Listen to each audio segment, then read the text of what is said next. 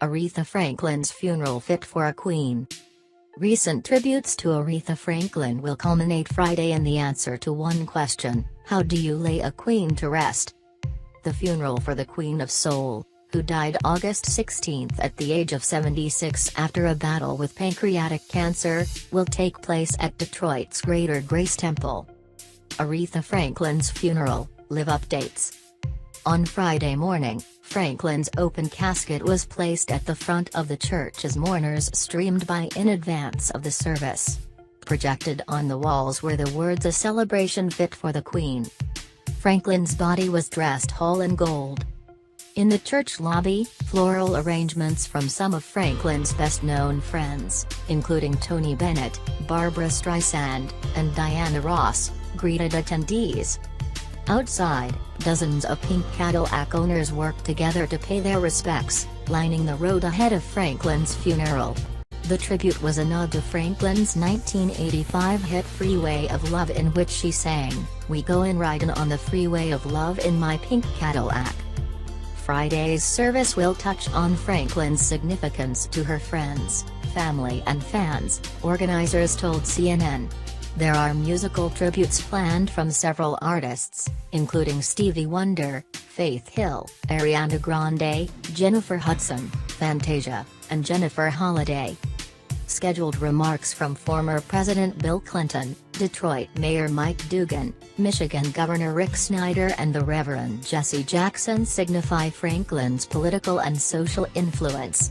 She stood on the front lines of the civil rights movement, where her music served as a frequent anthem. The presence of Hollywood stars such as Tyler Perry and Cicely Tyson, who will also speak, are a nod to Franklin's contributions on screen and off in films such as The Blues Brothers. Remarks from her grandchildren and an obituary reading by her niece Sabrina Owens are planned. Owens told CNN the funeral service will pay homage to Franklin's gospel roots and her love of the church. "We knew we wanted to have certain gospel artists like the Williams Brothers and Pastor Shirley Caesar," Owens said. "And there were other people who called us wanting to participate." Her family wanted to keep the funeral service private to those closest to Franklin, though it will be streamed and portions broadcast by major networks, but work to provide the singer's many fans an extended opportunity to say goodbye this week, Owens said.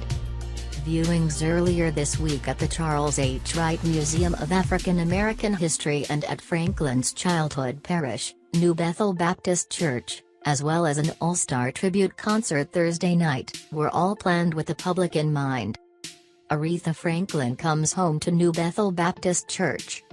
Friday's service, however, will feature those who knew and loved Franklin most, such as her childhood friend, singer Smokey Robinson, who talked to CNN soon after Franklin died about their lifelong friendship.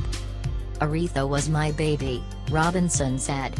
"We were just cool all of our lives, and we stayed in contact, and we talked all the time up until she was no longer able to do that a few weeks ago."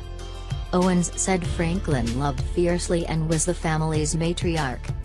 "We really haven't had much of an opportunity to have private moments," Owens said. "I know the world lost the Queen, but her sons lost their mother, her nieces and nephews lost their aunt. We lost a family member and we haven't had a chance to come together as a group to truly realize that we have lost one who loved us so much and was so loyal to us." Owens added, "It's going to be very difficult after all this is over and people have all gone away.